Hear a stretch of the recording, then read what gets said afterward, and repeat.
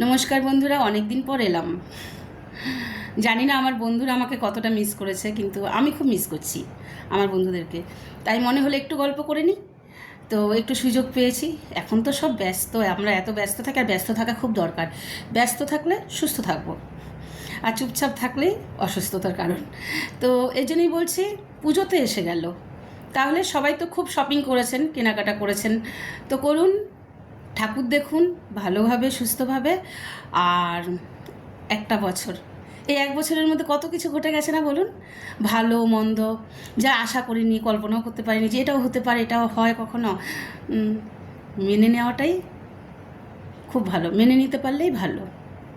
তো কজন মেনে নিতে পারে না?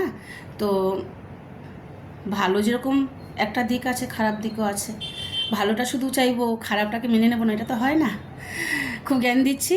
ঠিক আছে, চুটিয়ে ঠাকুর দেখবেন সবাই। ঠিক আছে, আবার পরের ভিডিওতে আসছি, দেখা হবে।